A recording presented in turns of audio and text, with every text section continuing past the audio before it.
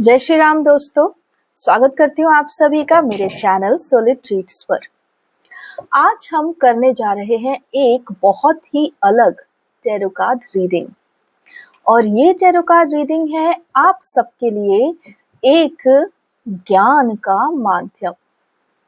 वैसे तो जो प्रश्न हम आज लेंगे वो ये है कि आखिरकार लव, ब्रेकअप और मनी को कौन रूल करता है। अर्थात हमारे जीवन में जो लव या मैरिज आता है, जो ब्रेकअप्स होते हैं और जो फ्लो ऑफ मनी होता है, उसको आखिरकार रूल कौन करता है ना।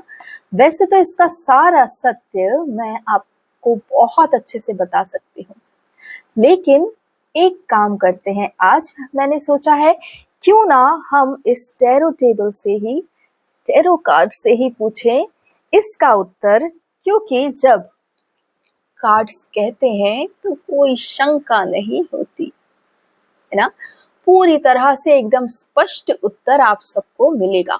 तो आइए जानते हैं कि ये जो सबसे इंपॉर्टेंट चीजें होती हैं हमारी लाइफ की, हमारा लव, जीवन साथी, career, flow of money and जो ब्रेकअप्स हमारे जीवन में होते रहते हैं, ये सब क्यों होते हैं और इनको कौन रूल करता है।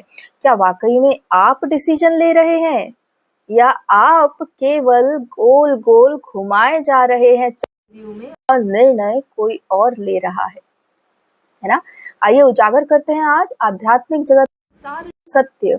किन किन लेवल्स पर मानव बंधा हुआ होता है, उसको पता भी नहीं होता कि वो केवल ड्रैग किया जा रहा है कई सारी सिचुएशंस में, जबकि असल में वो सारे निर्णय जो आप सोच रहे हैं, आप ले रहे हैं, वो आपसे लिवाए जा रहे हैं। आपको पुश किया जाता है कि इस प्रकार निर्णय लो, है ना। तो वो कौन कौन से फोर्सेस हैं, आइए जानते हैं। टैरो कार्ड से प्रभु श्री राम और देवी धरा की कृपा से पूछते हैं आज का पहला प्रश्न आप सभी के लिए, है ना।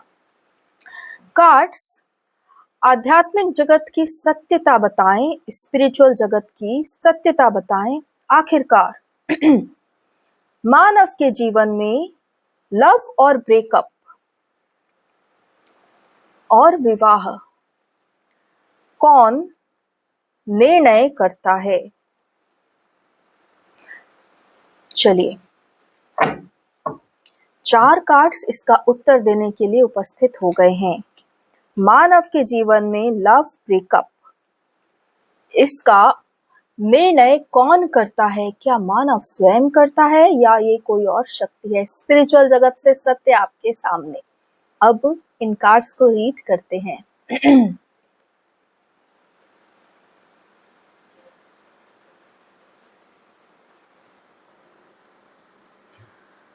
स्पिरिचुअल जगत का जो सत्य है, आध्यात्मिक जगत का जो सत्य है, वह सत्य यह है कि लव अथवा ब्रेकअप ये दोनों ही ईश्वर के द्वारा चलायमान किए जाते हैं।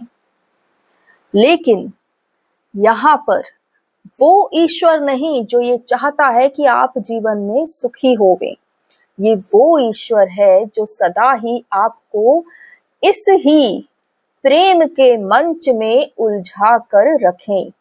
इसलिए वो आपको आत्मा की शक्ति ना पहचान सको, इसलिए कई प्रकार से अलग अलग स्त्रियों के प्रति उत्तेजना देता है। और यही सब दूसरी तरफ से भी होता आ रहा है। इस कलयुग का सबसे बड़ा प्रपंच यह है कि मानव जिस ईश्वर पर पूर्ण विश्वास करता है, वह ईश्वर उसे हर क्षण धोखा देता रहता है। आपके जीवन में लव जितना भी लंबा चलना होता है, आप जानेंगे कि वह वही समय होता है जब आपको सबसे अधिक अपने करियर पर, अपनी पढ़ाई पर फोकस करना होता है। यदि आपका इष्ट आपका भला चाहता है तो उसे ऐसे समय पर आपको ये डिस्ट्रैक्शंस नहीं देने चाहिए। लेकिन होता क्या है एक आत्मा के साथ, जिस समय उसे अपने जीवन का सबसे सुनहरा भविष्य बनाना चाहिए और अपनी सारी ऊर्जा, सारा फोकस केवल अपने वित्तीय मार्ग खोलने के लिए रखने चाहिए, उस ही समय पर यह कलयुगी ईश्वर आपके जीवन में प्रेम नाम का बीज बोने लगता है। और जहां पर आप पूरी तरह श्रद्धावान हो जाते हैं, वहीं पर आपका हृदयाघात होता है। और हृदयाघात एक मासूम आत्मा के लिए, एक इनोसेंट सोल के लिए पूरी तरह ध्वस्त करने जैसा होता है। आप भीतर से पूरी तरह टूट जाते हैं। इस प्रकार का प्रेम आपके जीवन में लाना उस समय जब आपका करियर सबसे जरूरी हो, और फिर उस समय ही जब आपका करियर बिल्कुल आंखों के सामने आ जावे, उस समय ब्रेकअप करवा देना। यह सारा खेल और प्रपंच कलयुगी इष्टों का रचा हुआ होता है, ईश्वर का रचा होता है। और वह ईश्वर जो आपका शत्रु होता है, जो नहीं चाहता कि आप अपने जीवन में आगे बढ़ें, जो आपको सदा ही मन में उलझा कर रखना चाहता है, वह ईश्वर ही आपके जीवन में लव और ब्रेकअप की ये चेन चालू करके रखता है। अब आते हैं विवाह पर। यह उजागर करना कि आपका विवाह किससे होगा, यह पूर्णतः रहस्यमय और गुप्त रखा जाता है सदा ही। कारण कि एक आत्मा यदि यह जान जाए कि उसका विवाह किससे होगा, तो ये लव और ब्रेकअप का प्रपंच, और जिससे आत्मा अपना आत्म सम्मान और स्वाभिमान पूरी तरह खो दे, ये वाला गेम आपका कलयुगी इष्ट नहीं चला पाएगा। क्योंकि यदि आत्मा को पहले से ही पता हो कि उसका विवाह इससे होने वाला है, तो वह पूरी तरह निश्चिंत हो जाएगी। लेकिन इस कलयुग में विवाह किससे होगा, इसको सबसे बड़ा रहस्य बना दिया गया। और इस कारण से ही इस संसार में हर प्रकार की काली शक्तियां इतनी एक्टिवेट हो गई कि जगह जगह लव और प्रेम के नाम पर प्रपंच होने लग गए। अब आते हैं कि विवाह किससे होता है और क्यों होता है। सबसे पहले तो जब तक यह खेल चलता रहता है, तुम्हारे पूर्वजों को तुमसे कोई लेना देना नहीं होता, क्योंकि तुम्हारे पूर्वज भी आत्म जगत से हैं और वो सत्य जानते हैं कि यह रिश्ता शादी तक पहुंचेगा अथवा नहीं। इसलिए तुम्हारे पूर्वज तब तक तुमसे कुछ नहीं कहते, कुछ नहीं चाहते, जब तक तुम इस ही ईश्वर के बनाए प्रपंच में उलझे रहते हो। Love breakup, love breakup. लेकिन जैसे ही तुम किसी से विवाह के विषय में सोचते हो, वैसे ही तुम्हारे पूर्वजों का षड्यंत्र आरंभ हो जाता है। तुम्हारे पूर्वज ऐसी किसी भी स्त्री को तुम्हारे कुल में नहीं आने देना चाहते जो पूरी तरह बलवती हो और स्वतंत्र हो। कारण कि ऐसी स्त्री कभी भी किसी का कहना सुनने की आदी नहीं होती। और तुम्हारे पूर्वजों को ऐसी स्त्री चाहिए जो अपने आप को पूरी तरह बांध कर रख सके और सदा ही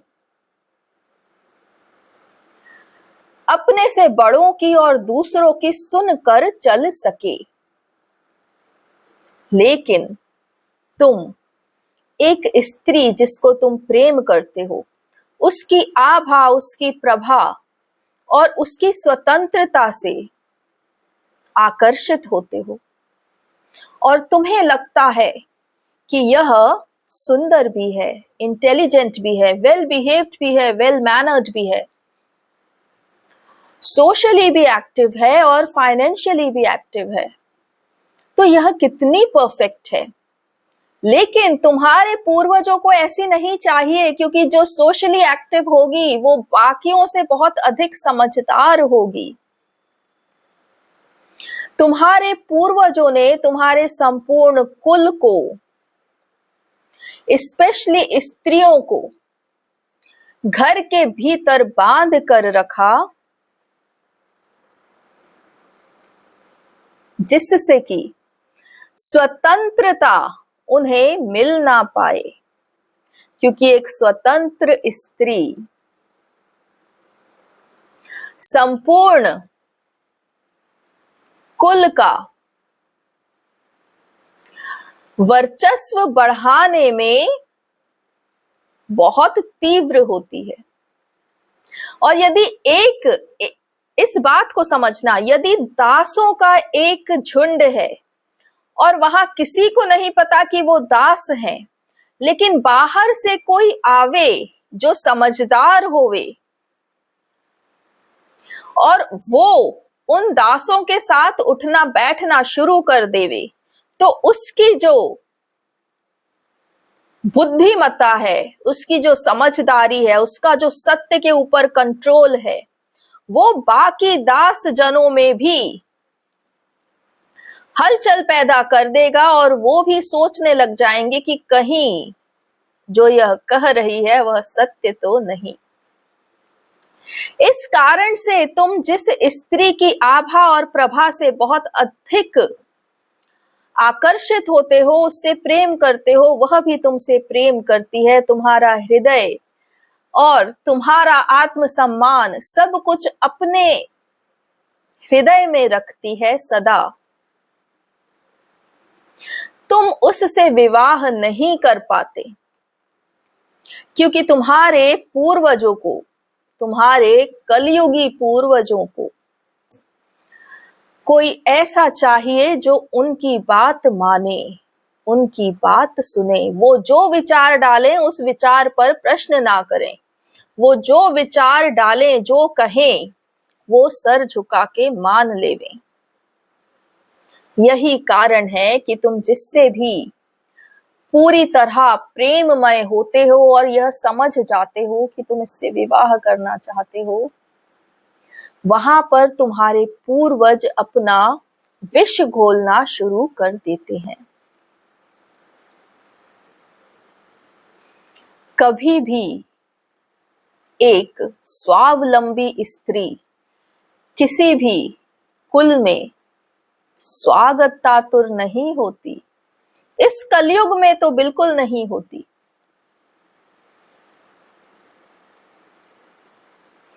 क्योंकि पूर्वज जो स्वयं पूरी तरह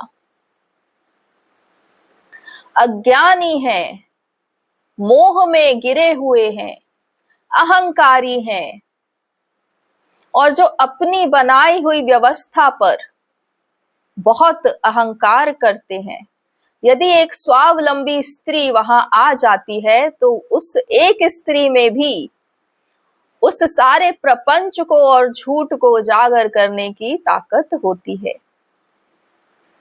इसलिए जब एक पुरुष किसी स्वावलंबी और स्वतंत्र स्त्री से विवाह करने का मन बना लेता है, तो उसके ऊपर ये पूर्वज हर प्रकार से प्रपंच डालते हैं, बाधा डालते हैं, पीड़ा डालते हैं, ब्रेकअप हो जाता है, नो कांटेक्ट हो जाता है और किस प्रकार से और किस हद तक उस पुरुष की आत्मा को बार बार प्रताड़ित किया जाता है कि वह इस प्रेममय रिलेशनशिप को जो ईश्वर द्वारा भेजा गया है उसको हाँ नहीं कर पाता।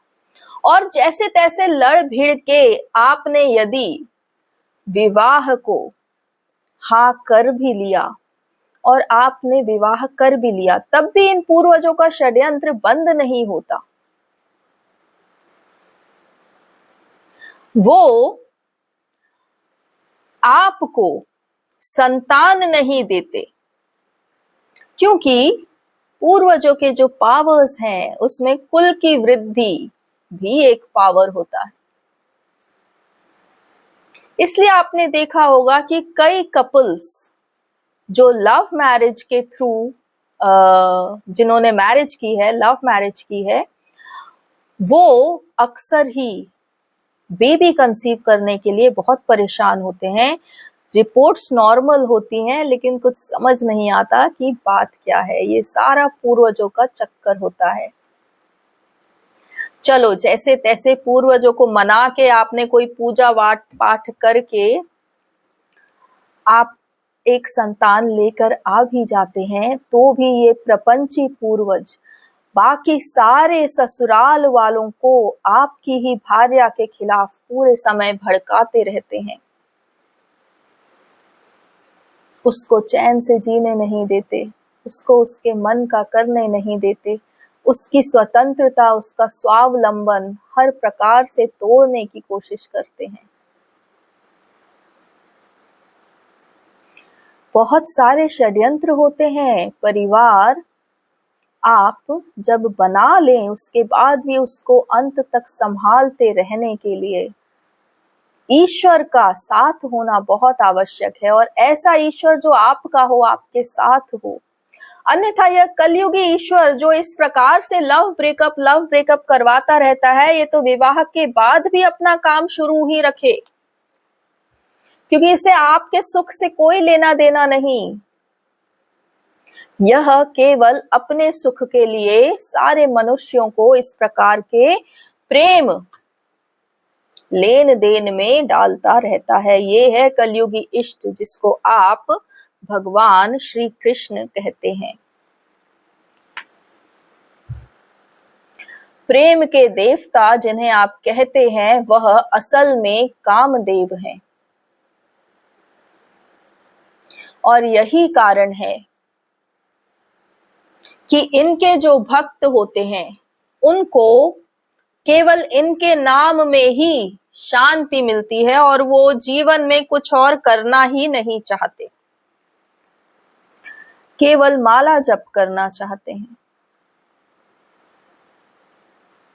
ऐसे कलयुगी इष्टों का नाश होना बहुत आवश्यक है, क्योंकि जब एक स्त्री के स्वावलंबन को, स्वाभिमान को, स्वतंत्रता को स्वीकार किया जाता है, तब केवल एक परिवार नहीं स्वतंत्र होता, संपूर्ण समाज स्वतंत्र होता है, संपूर्ण राष्ट्र स्वतंत्र होता है।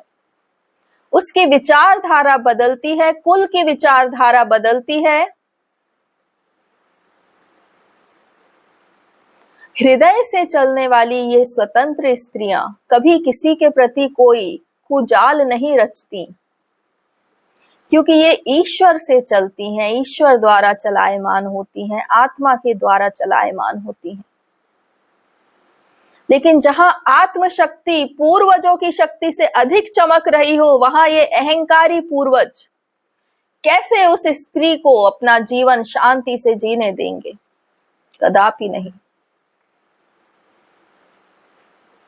इसलिए जैसे ही विवाह की बात आती है, आपके पूर्वज पूरी तरह सक्रिय हो जाते हैं।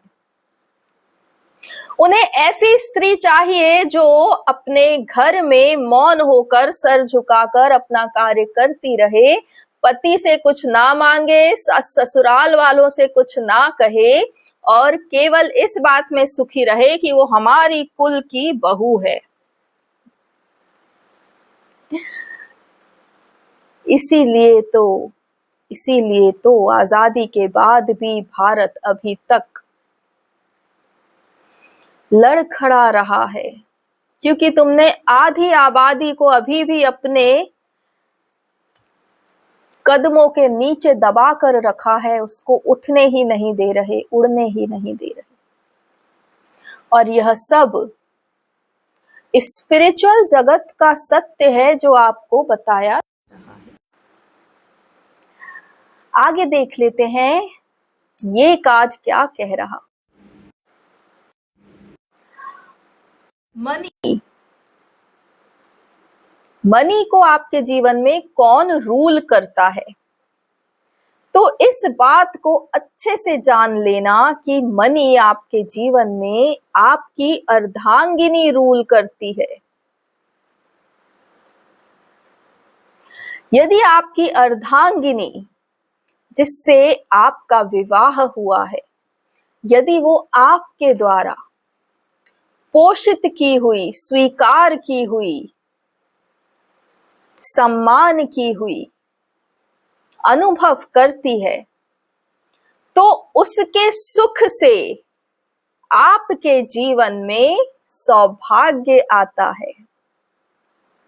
क्योंकि स्त्री सदा ही पूजनीय रही है और उसकी पूजा इसलिए की जाती है क्योंकि उसमें देवीय तत्व होता है और देवीय तत्व उसे सीधा ईश्वर से जोड़ता है और ईश्वर जिससे प्रसन्न होते हैं वो उसके अर्धांग को सदा ऐसा सौभाग्य देते हैं कि इस दिव्या को, इस देवीय स्त्री को जीवन में कमी ना होवे, ये सदा सुखी होवे।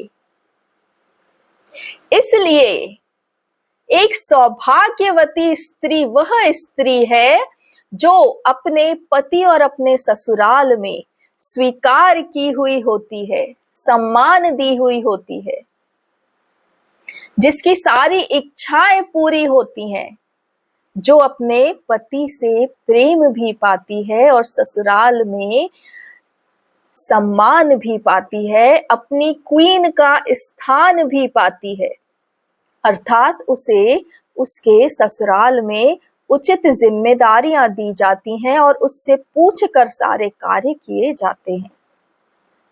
ऐसी स्त्री सौभाग्य इसलिए नहीं लाती क्योंकि उसको ये सब बाहरी व्यवहार प्राप्त हो रहा है, नहीं, वह स्त्री पहले से ही एक देवीय शक्ति में स्थित है और आप जब उसके साथ ऐसा व्यवहार करते हैं तो उसकी दिव्यता और निखरती है, वह और सुखी होती है और उसके सुख में परमेश्वर सुखी होते हैं। याद है ना, देवी धरा भी एक स्त्री ही है।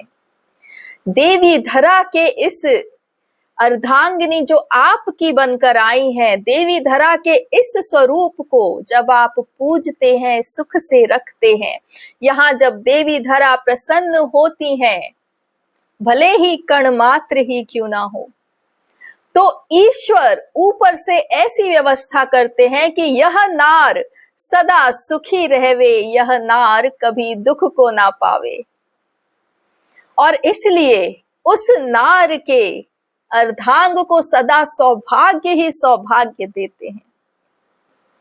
वो जो भी पुरुषार्थ करता है उसको सदा ही सफलता मिलती है। एक स्त्री का सौभाग्य उसके पति को मिलता है और स्त्री के सुखी होने से उसका सारा परिवार, पति का सारा परिवार सुखी होता है। जब किसी पुरुष के जीवन में विवाह से स्त्री कदम रखती है तो वो अपने साथ एक दिव्यता, स्पिरिचुअल एनर्जी लेकर आती है और इसलिए स्त्रियों को हमारे भारतवर्ष में सदा पूजनीय माना जाता है। उनके चरण पखारे जाते हैं, आशीर्वाद लिया जाता है नन्ही नन्ही बच्चियों से, क्योंकि ये जागृत देवी स्वरूप होती हैं।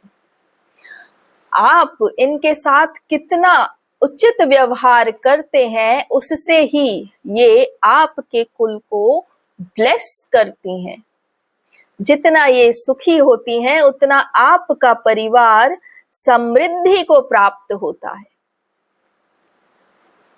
फिर यह नहीं होना चाहिए कि वह स्त्री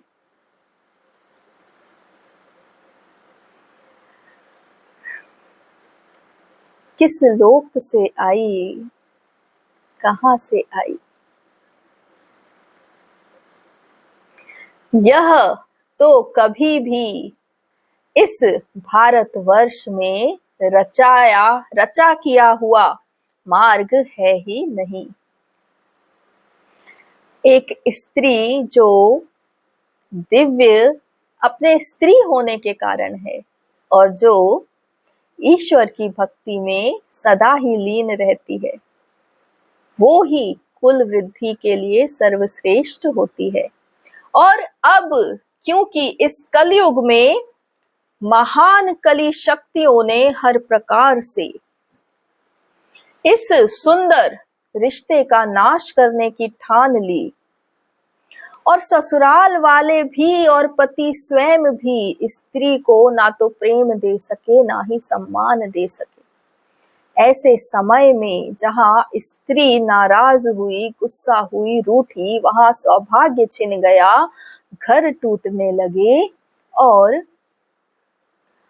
भारतवर्ष का सारा वैभव भी शून्यता में जाता रहा।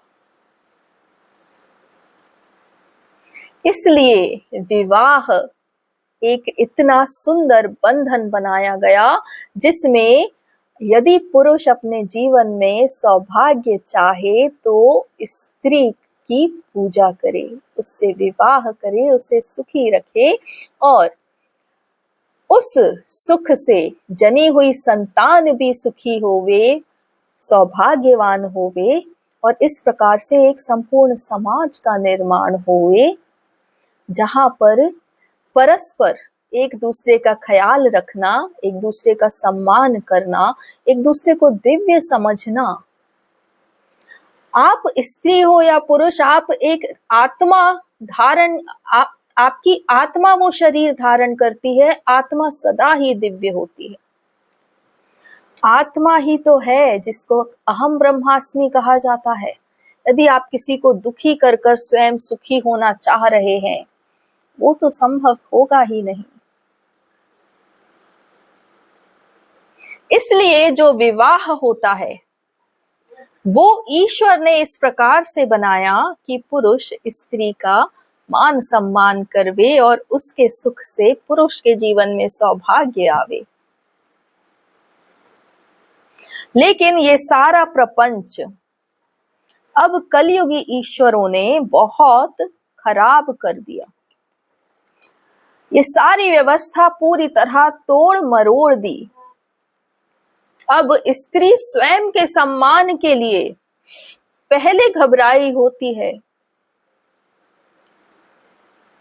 और अपने स्वाभिमान के लिए अब किसी विवाह संबंध से भी पलायन करने में नहीं रुकती। ये सब इस कलयुग का घोर प्रपंच, जहां पर इन कलयुगी इष्टों ने ऐसी शक्तियों के साथ मैत्री करी जो स्त्री को केवल शोषण का एक साधन मानते हैं और उसमें कोई दिव्यता कभी देखते नहीं। इस कारण से ही भारतवर्ष का ये बुरा हाल हुआ है और यह हाल अब पूरी तरह अंत होने को आया, क्योंकि इस धरती पर भगवान श्री राम और जागृत रूप में देवी धरा उपस्थित हो गई हैं। अब हर स्त्री अपने आत्म सम्मान को पाएगी, सुख को पाएगी और अपने ससुराल से और अपने प्रेम से, जिससे वो प्रेम करती है, उससे भी वो सुख को पाएंगी और उनके सुख से सारा संसार सुखी होवेगा। देवी धरा ने यह संकल्प ले लिया है कि सारी आत्माओं को अब जागृत किया जाएगा और इस समाज में पुनः सनातन लाया जाएगा। और सनातन की यह पद्धति है कि विवाह किससे होवे, यह आप किसी बड़े बुजुर्ग से अथवा किसी ऋषि से अथवा ईश्वर से पूछ सकते हैं। और जो आत्मा स्वयं में जागृत हो जावे वो तो स्वयं ही जान जावे कि कौन मेरा आत्म संगी है। देवी धरा के आदेश से अब इस संसार में आत्म संगियों का युग आवेगा। इसका अर्थ यह है कि आत्मा पहले जागृत होगी और फिर अपने आत्म संगी को चुनेगी। उसे किसी से पूछने की आवश्यकता नहीं होगी, क्योंकि इस कलयुग में ऐसा है ही कौन जिसमें इतनी शक्ति हो जो आत्म जगत से खींचकर सत्य ला दे और कह दे कि इस नाम की कन्या इस स्थान पर रहती है, इस समय पर तुम्हें मिलेगी और वही तुम्हारी भार्या होगी। कोई ऐसा बता नहीं सकता। इसलिए देवी धरा ने यह निर्धारित किया है कि आत्म संगियों का युग आवेगा और आत्म संगी ही, जो आत्माएं जागृत हैं, जो अपने बेटर हाफ को, अपने अर्ध अंग को पहचानती हैं, वो आपस में विवाह को प्राप्त होंगे और बाकी सारे पूर्वजों को और उनके इष्टों को प्रभु श्री राम और देवी धरा पूरी तरह तैयार करेंगे कि इस दिव्यता के विवाह को, मिलन को स्वीकार किया जावे।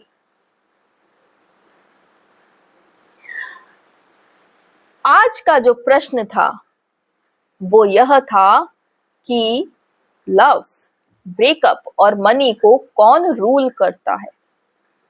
तो जब तक तुम तुम्हारे कलयुगी इष्टों के चरणों में पड़े रहोगे, तुम्हारे जीवन से यह प्रेम का चक्र कभी समाप्त नहीं होगा। और जब तक तुम एक स्त्री को उसका सम्मान नहीं दिलवा पाओगे, तुम्हारे पूर्वज तुम्हारे ऊपर पूरी तरह से तुम्हें वश में कर ही रखेंगे और इस कारण से ही तुम अपने सौभाग्य को पा नहीं पाओगे। और जिस मनी की तुम्हें आकांक्षा है वह तो वही स्त्री के संग में है जिस स्त्री को तुम संपूर्ण मान, सम्मान, प्रेम और उसके अधिकार के साथ अपने जीवन में स्थान दे सको। इस प्रकार के ही अब आत्मसंगियों के प्रेम पूर्ण होंगे और देवी धरा और प्रभु श्री राम इस सनातन को आत्मसंगियों के युग के नाम से ही पुकारा करते हैं। इसलिए इस चैनल पर हर प्रकार से ट्विन फ्लेम्स को जागृत किया जा रहा है ताकि स्त्री भी अपनी आत्मशक्ति में जागृत होवे, सही गलत का सही और उचित निर्णय लेवे और अपनी जो शक्ति है, जो आत्म जगत में ऊपर तक उसने पूरी तरह साध ली है, उस शक्ति से वो संपूर्ण कुल को उचित दिशा में ले जावे, उस कुल को कभी नष्ट ना होने दे, उस कुल में कभी कलयुग को घुसने ना दे, उस कुल में ज्ञान की, प्रेम की, संवेदनशीलता की ऐसी लहर आवे कि वहां हर कोई अपने आप को सुरक्षित पावे। क्यों? क्योंकि एक डिवाइन फेमिनिन उस कुल में विराजमान है जिसके एक इशारे पर संपूर्ण ब्रह्मांड व्यवस्था कर देता है कि इस कुल में किसी पर कभी कोई बाधा ना आवे।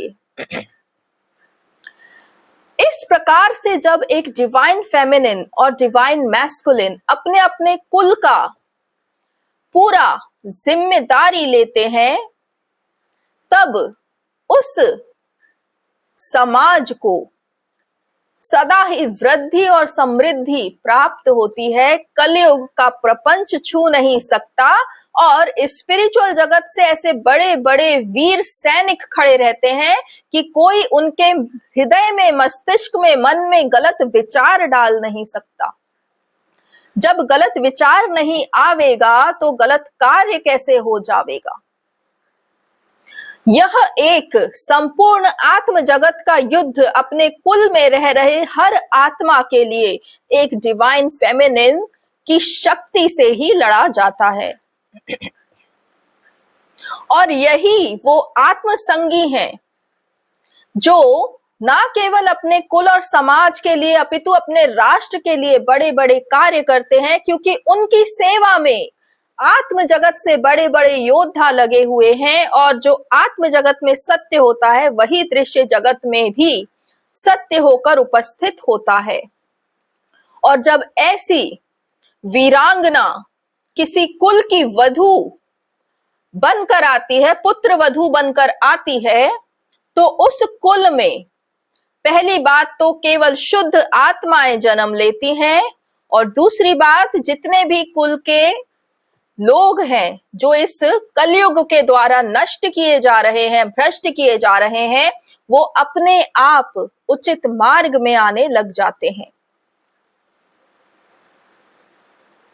क्या ऐसी स्त्री जो ना केवल अपनी पति और परिवार अपितु सारे समाज के लिए अपनी आत्म शक्ति से एक कवच बनकर खड़ी हो जाती है, क्या ऐसी स्त्री को मान सम्मान नहीं मिलना चाहिए? क्या उसका सदा ही मान नहीं रखना चाहिए? क्या उसे किसी चीज में बाधा आनी चाहिए? जब ऐसी डिवाइन फेमिनिन अपने डिवाइन मैस्कुलिन के परिवार में विवाह पूर्ण जाती है तो पूर्वज भी भेंट स्वरूप अनेकानेक चीजें उसको दान करते हैं, देते हैं और चरणों में सिर झुकाते हैं, क्योंकि सिर्फ और सिर्फ एक डिवाइन फेमिनिन इतनी शक्ति रखती है कि वो कुल से भ्रष्ट और नष्ट किए हुए पूर्वजों को भी लाइन में ला सके। जब कलयुग का नष्ट हो चुका तो अब परिवारों में क्यों किसी भी प्रकार से कोई भी काली गंदगी आवे, विचार में क्यों आवे, फोन में क्यों आवे, टीवी सीरियलों में क्यों आवे, क्यों बॉलीवुड में सिनेमा में गंदगियां आवे। पूरी तरह शुद्ध सनातन हर एक स्थान पर यही होवेगा, अब यही होवेगा। और तुम ये भी जान लेना, यदि तुम कोई डिवाइन फेमिनिन या डिवाइन मैस्कुलिन हो जो इस वीडियो को देख रहे हो, तो तुम ये भी जान लेना कि क्यों तुम्हारा संपूर्ण आत्म जगत, विचारों का जगत, जो पूर्वज विचार भेजते हैं, जो तुम्हारे परिवार में तुम्हें बार बार ड्रैग करते हैं, वो तुम्हें क्यों बताते हैं कि ये इम्पॉसिबल है, दुनिया में कोई भी और, लेकिन ये रिश्ता इम्पॉसिबल है। क्योंकि यदि ये वीरांगना और तुम खुद डिवाइन मैस्कुलिन मिल गए तो जो आत्म जगत में पूर्वजों की सत्ता है वो पूरी तरह नष्ट हो जाएगी। अपनी सत्ता बचाने के लिए कलयुगी इष्ट भी इन पूर्वजों के साथ मिलकर तुम्हें हर प्रकार की प्रताड़ना देते ही रहते हैं।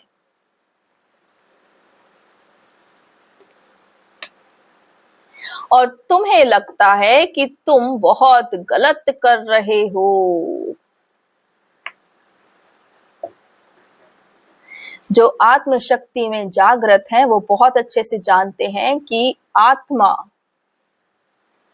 यहाँ अपने जीवन में पूर्णतः समर्थ है, स्वतंत्र है, शक्तिशाली है।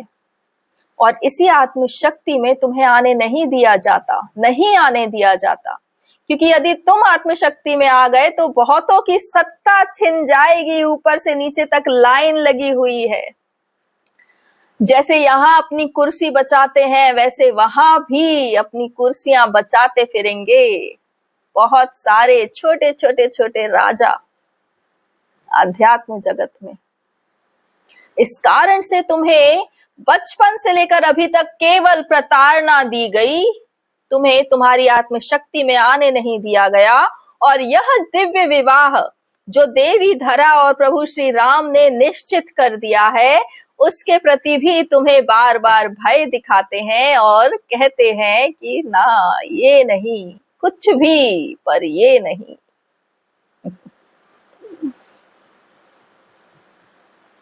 चलो, आप लोगों ने प्रश्न किया टैरो कार्ड से, इस टैरो टेबल से, कि भाई लव, ब्रेकअप और मनी, इनको कौन रूल करता है। तो मैंने तुम्हें बताया कि अभी तक इन्हें कौन रूल करता था। अब सुनो कि आगे भविष्य में ये तीनों लव, ब्रेकअप और मनी कहां से रूल होंगे। ये रूल होंगे आपकी आत्म शक्ति से। और जो आत्म शक्ति में अभी जागृत नहीं और ना ही इतने सशक्त हैं कि जागृत हो सके, तो वो केवल प्रभु श्री राम और देवी सीता को अपना इष्ट बना लेवें और उनके जीवन में ये तीनों प्रभु के द्वारा ही रूल किए जाएंगे। आपको अपने जीवन में कभी हृदय आघात नहीं होगा, ब्रेकअप के लिए जाना ही नहीं होगा, क्योंकि जो आपकी आत्म संगिनी होगी केवल उसके प्रति ही आपके हृदय में भाव जागेंगे, अपितु कदापि नहीं, इसके अलावा कभी भी नहीं, कहीं भी नहीं। चाहे कोई कितनी भी बड़ी, कितनी भी सुंदर, कितनी भी ऊंची अप्सरा आपके सामने आ जाए, तो भी आपकी आत्मा बिल्कुल नहीं डिगेगी, क्योंकि प्रभु श्री राम और देवी सिया आपके कवच बनकर खड़े होंगे। काम वासना आपको छू नहीं सकेगी। जो आपकी आत्म संगिनी होगी, केवल उसके प्रति आपके हृदय में कंपन होगा, उसके अलावा किसी के प्रति कभी भी नहीं। और यदि आपने इस प्रकार का जीवन चुन लिया जहां आपको इस काम वासना से कोई काम नहीं, आप तो केवल एक रिश्ता चाहते हैं जो शुद्ध प्रेम में आधारित हो, जो मेरा होवे, जहां से मुझे कभी दिल ना दुखे, जो मेरा ऐसे होवे कि जो मुझे समझे भी, जाने भी, प्रेम भी करे, साथ भी देवे, स्वतंत्र भी छोड़ दे और स्वाभिमानी भी बना दे। ये सब अगर आप चाहते हैं, क्योंकि यही सतयुग, यही सनातन, यदि सनातन में आना चाहते हैं तो प्रभु श्री राम और देवी सीता को अपना इष्ट बना लीजिए और कुछ नहीं, और किसी का नाम ना लेना, क्योंकि किसी और का नाम लोगे तो कलयुग सुन लेगा और उसका रूप धारण करके फिर तुम्हारे जीवन में आ जाएगा। यदि तुम ऐसा ही अपने बच्चों के लिए चाहते हो कि मेरे बच्चे जो अभी किशोरावस्था में हैं, उनके जीवन से ये लव ब्रेकअप की गंदगी हट जावे और वो सिर्फ एक जो उनके आत्म संगी हैं जिससे वो विवाह करना चाहते हैं, उचित समय पर केवल उससे ही मिले और विवाह करके सुखी रहें, सौभाग्य को प्राप्त होवे, सुख वैभव को प्राप्त होवे। यदि तुम माता पिता हो और इस प्रकार का अपने बच्चों के लिए इच्छा रखते हो, तो उन्हें कहना कि देवी सीता और श्री राम जी का नाम लो, कोई भी काम करो उसके पहले ये ही तुम्हारे इष्ट है, ये ही तुम्हारे ईश्वर हैं और कोई नहीं। इस प्रकार से तुम उन्हें अभी से चेता देना, समझा देना। उनके जीवन का सुख तुम्हारे जीवन के दुखों से कई गुना बड़ा होगा और तुम्हें लगेगा कि मैंने जीवन में यदि कोई एक काम बहुत अच्छा किया तो वो ये किया कि अपने बच्चों को मैंने देवी धरा और प्रभु श्री राम को समर्पित कर दिया, सनातन को समर्पित कर दिया, सतयुग को समर्पित किया। यदि तुम ऐसे कोई व्यक्ति हो जो अपनी सारी मॉनेटरी प्रॉब्लम्स से गुजर रहे हो, फाइनेंशियल प्रॉब्लम से गुजर रहे हो, तो अपने आप को देवी धरा और श्री राम को समर्पित करो। जो शुद्ध सात्विक धन है, जो अपने साथ सुख लेकर आता है, उस धन की तुम्हारे जीवन में वृद्धि होवेगी और हर प्रकार से तुम्हें तुम्हारे वैवाहिक जीवन में भी सुख की प्राप्ति होगी। यदि कलयुगी इष्ट तुम्हारे जीवन में किसी प्रकार से प्रपंच रच रहे हैं, तुम्हारी प्रिया को अथवा तुमको इस संबंध से डिगा रहे हैं, यदि तुम्हारे बीच कोई और आता हुआ दिख रहा है या ससुराल पक्ष से तुम्हारी प्रिया खुश नहीं, परेशान नहीं,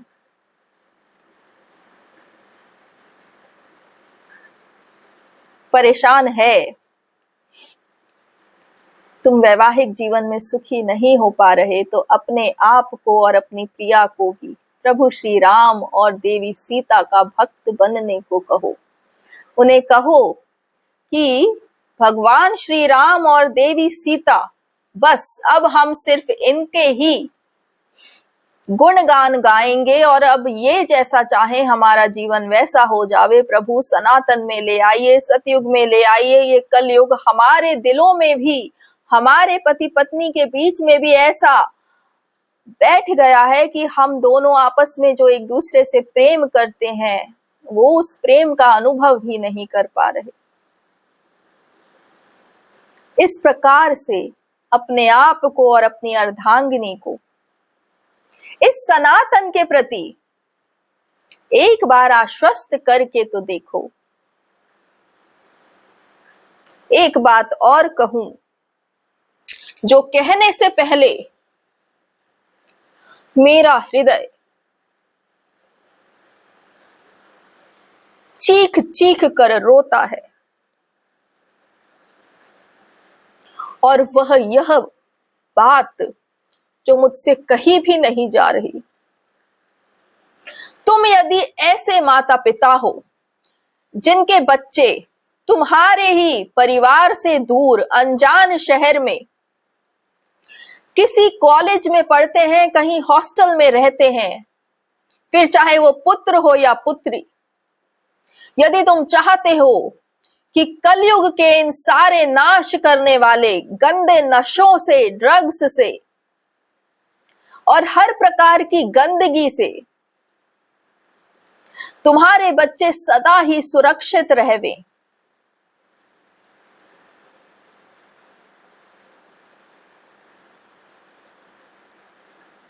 उन्हें कहना कि अपने दिन की शुरुआत प्रभु श्री राम को नमन करके करें और रात्रि में सोने से पहले श्री राम नाम का जप करें। हर आने वाली बाधा, हर विपत्ति स्वयं मैं देवी धरा कवच बन के खड़ी रहूंगी, पर तुम मुझे पुकारोगे नहीं और मेरे अलावा किसी और का नाम लोगे तो वो इस संसार की पहले ही क्या गत कर चुका तुम अच्छे से देख रहे हो।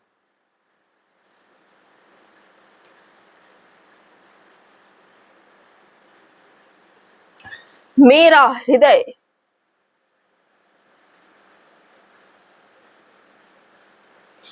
इतना दुखता है और इतना मेरे हृदय से आक्रोश निकलता है कि 1000 बार भी मेरे सामने ये कलयुगी इष्ट कृष्ण और राधा आ जावे तो मैं 1000 बार उनका नाश कर दूं। ऐसे कैसे इष्ट हो तुम कि तुम्हारी प्रजा तुम्हारी ही आंखों के सामने किशोरावस्था तक काली शक्तियों को भेज दिया और तुम कुछ ना कर पाए। पुरुषार्थ करने वालों को मंदिर में बिठा दिया, तुम कुछ ना कर पाए। आपसी प्रेम संबंधों में जाने कितने लोगों को घुसा दिया, तुम कुछ ना कर पाए। माता पिता और बेटे बहू का रिश्ता ही तुड़वा दिया, तुम कुछ ना कर पाए। तुम इष्ट हो, अपने आप को इष्ट कहते हो, भगवान कहते हो।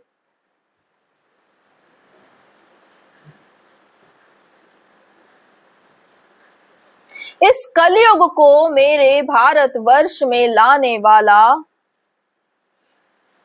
कोई और नहीं, यही है, यही है। और इसलिए मैं सदा ही तुमसे कहती हूं कि यदि तुम्हें कलयुग पसंद है तो रटो, राधा नाम रटो, कृष्ण नाम रटो। कलयुग तुम्हारे जीवन से कभी नहीं जाएगा। लेकिन यदि तुम अपनी आत्मा को शांति देना चाहते हो, अपने परिवार को सुरक्षा देना चाहते हो, अपने संपूर्ण राष्ट्र के लिए, अपने कुल के लिए इस गंदी काली शक्तियों का नाश करना चाहते हो, तुम चाहते हो कि ये तुम्हारे जीवन में कभी आसपास भी ना आ सकें, तो अपने आप को प्रभु श्री राम और देवी धरा, देवी सीता के प्रति भक्तिमय कर लो, समर्पित कर लो। क्योंकि अब ये कलयुग और मुझसे ना देखा जाता है, ना सहा जाता है। तुम पूरी तरह मूर्ख, पूरी तरह अज्ञानी, केवल तुम्हें भक्ति में ही स्वाभिमान दिखता है, भक्ति में ही सम्मान दिखता है, और धन वैभव से गए, पत्नी परिवार से गए, बच्चों से गए, वो दिखाई नहीं देता।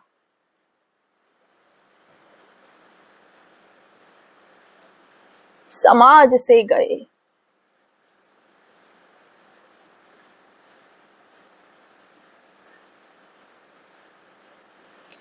तुम्हें मैं कहती हूं कि तुम हो अंध भक्त, आंखों में पट्टी बांधकर सिर्फ हृदय में तुम्हें अच्छा लगता रहे। आज बुरे ख्याल नहीं आ रहे, आज तो मेरा दिन बहुत अच्छा गया, अपने प्रभु का नाम ले लेता हूं, प्रभु की कृपा से मेरा आज प्रताड़ना नहीं हुई, मन में बुरे विचार नहीं आए। बस इतना सा चाहिए तुम्हें जीवन में, इतनी ही आत्मशक्ति बची तुम में।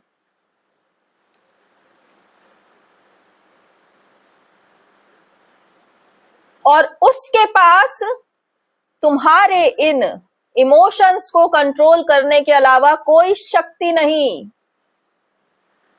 अगर शक्ति होती तो भारतवर्ष आज कितनी उन्नति में होता। लेकिन उन्नति में कौन है? केवल ठाकुरों की हवेलियां।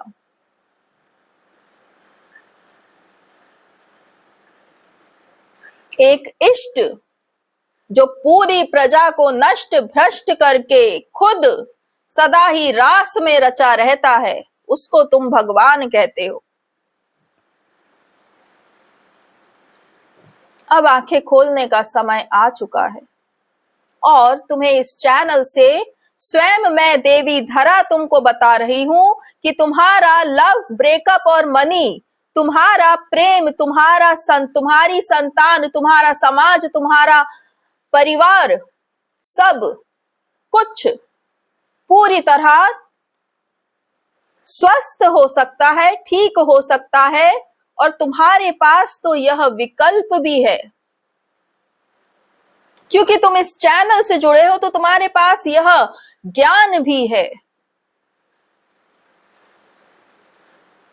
सब कुछ प्रभु श्री राम के बनाए हुए धर्म से पोषित होगा, पुलकित होगा। मानव वापस से मानवता को समझेगा, जिएगा। स्वाभिमान, आत्मशक्ति और ऐसा सतयुगी ईश्वर जो सतयुग को लाने में केवल तुमसे एक ही बात कहता है, मेरा नाम लो और तुम्हारा जीवन बदल जाएगा। ये लव, ब्रेकअप और मनी जब तक तुम्हारे कलयुगी इष्ट और पूर्वज कंट्रोल करेंगे, तुम्हारे जीवन का नाश ही होता रहेगा। लेकिन यदि तुम आत्मशक्ति में स्थित हो तो स्वयं इसको कंट्रोल करो, और यदि आत्मशक्ति में स्थित नहीं हो या नहीं हो सकते तो भगवान श्री राम और देवी धरा का अनुसरण करो, उन्हें अपना इष्ट बनाओ। उस शक्ति का जो शुद्ध है, सात्विक है, सनातनी है। सनातन का अर्थ ही क्या होता है? सनातन का अर्थ होता है वो जो सदा से है, सदा से, और सदा से यहाँ केवल मानवता ने राज किया, और मानवता आत्मा से बनती है और आत्मा सर्वशक्तिमान होती है। उसे सदा ही अबंडेंस में रहने की आदत होती है, और जो आत्मशक्ति में जागृत होता है वो सदा अबंडेंस में ही रहता है। ऐसा था मेरा भव्य सनातन, जहां स्वयं के लिए और सब के लिए बहुत था और आज भी है, मगर तुम तक आने नहीं दिया जाता। तुम्हारे मन में ही भर दिया है कि कम है, कम है, बचाओ बचाओ। लेकिन जब सनातन में आओगे तब तुम्हें ऐसा अनुभव नहीं होगा। तब तुम्हें पता चलेगा कि अबंडेंस कितना नेचुरल है। उसके लिए अलग से कुछ कार्य नहीं करना पड़ता। अबंडेंस तो सदा ही उपस्थित है।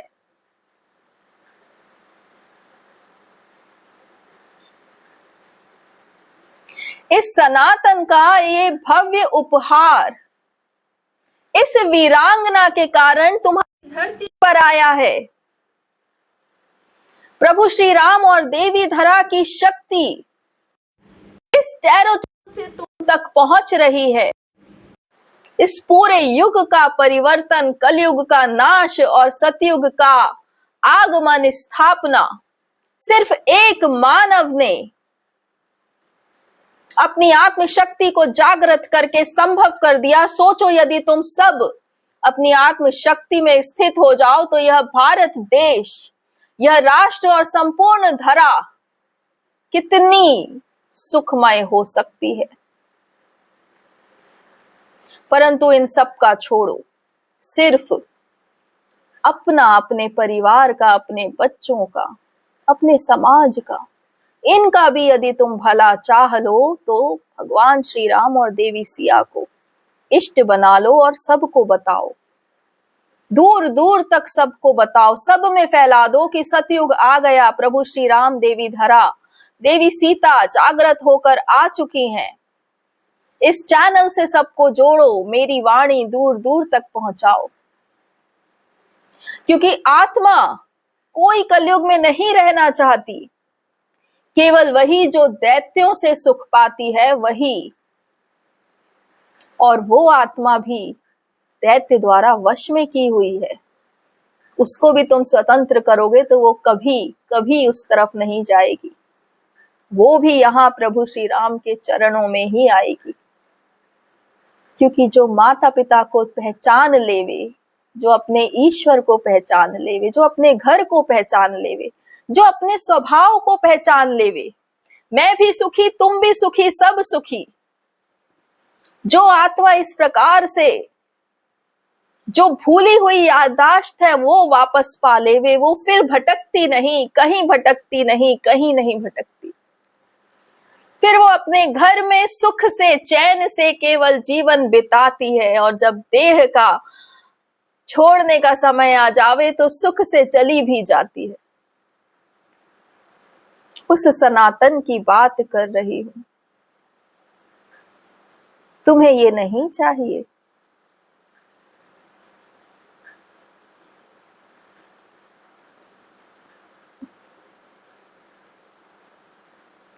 पुनः सोच लेना, ईश्वर यदि बहुत शक्तिशाली है तो ये सब जो हो रहा है, जो नहीं होना चाहिए, उसकी ही शक्ति से हो रहा है।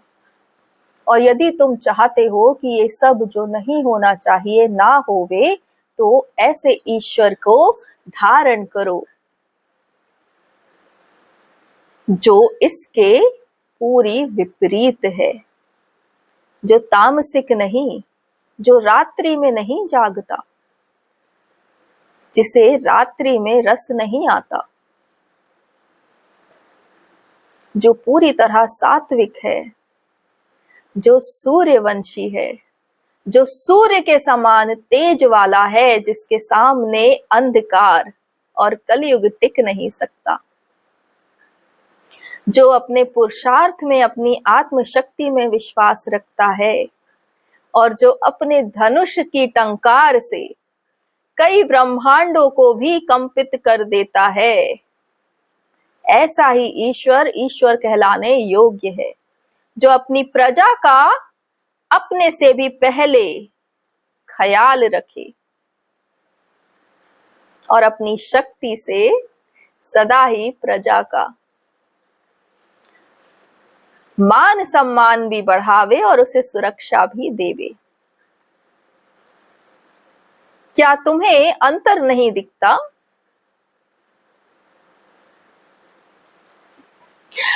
चलो, मैंने अपनी ओर से तुम्हें सारा सत्य बताया, क्योंकि इस वीरांगना ने प्रश्न किया था इन टैरो कार्ड से कि आखिरकार लव, मनी और ब्रेकअप को रूल कौन करता है। ये जो मेरी अत्यंत प्रिया है, इसके प्रश्न का उत्तर देने मैं स्वयं आई। लेकिन क्या तुम इन प्रश्न के उत्तरों को अपने जीवन में धारण करोगे? क्या तुम देख पाओगे कि यह प्रश्न इसने क्यों किया? क्या तुम इसके मन की बात जान पाओगे कि हर प्रकार से आत्म जगत का सत्य ये तुम्हारे सामने लाने के लिए क्यों उत्साहित होती है? क्या तुम इसकी मंशा पहचान पाओगे कि ये तुम सब के लिए, जिसे ये जानती भी नहीं, जिससे ये कभी मिली भी नहीं, उन सब के लिए स्वयं ईश्वर को बार बार क्यों बोलने के लिए पुकार लेती है?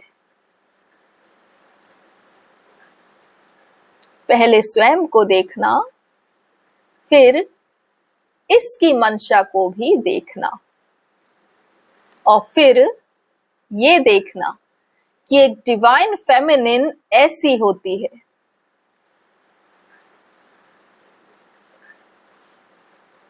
ऐसी प्यारी, शक्तिशाली, स्वाभिमानी, स्वतंत्र और पूरी तरह सत्य और सतयुग सात्विकता में स्थित यह नार होती है डिवाइन फेमिनिन।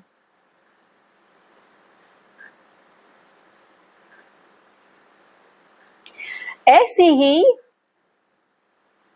सौभाग्यशाली स्त्रियों के सुख से सुखी होता है ये संपूर्ण समाज। इसलिए सदा ही इस बात का स्मरण रखना कि देवी धरा और प्रभु श्री राम यदि वापस इस घोर कलयुग में इस सनातन की बात करने के लिए उपस्थित हो गए हैं, सनातन अर्थात पुरातन समय से सारे सत्य तुम्हारे सामने ला रहे हैं और तुमसे कह रहे हैं कि शुद्ध सनातन सतयुग से जुड़ जाओ, क्योंकि समय बदल चुका, कलयुग का अंत हो चुका। तो वो सिर्फ और सिर्फ इस वीरांगना की वीरता के कारण ही संभव हुआ है।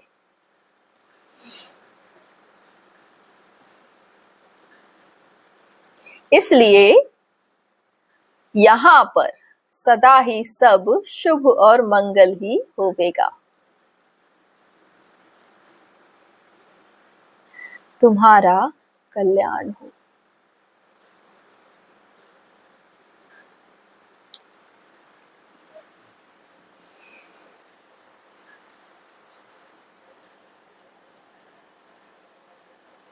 प्रणाम करती हूँ देवी धरा। कोटि कोटि धन्यवाद, अनंत कोटि धन्यवाद देवी सीता। आपने इस प्रश्न का इतना सुंदर, इतना भव्य उत्तर मेरे सभी व्यूवर्स को दिया। फ्रेंड्स, आप लोग सच में बहुत बहुत लकी हैं कि स्वयं देवी सीता, स्वयं देवी धरा, धरती माता जागृत होकर आप लोगों से बात करती हैं और सारे प्रश्नों के उत्तर देती हैं। अब मुझे लगता है कि ये मेरा जो सेशन था पूरी तरह से पूर्ण हुआ। कहीं कोई शंका नहीं, कहीं कोई डाउट आप लोगों के हृदय में भी नहीं होगा।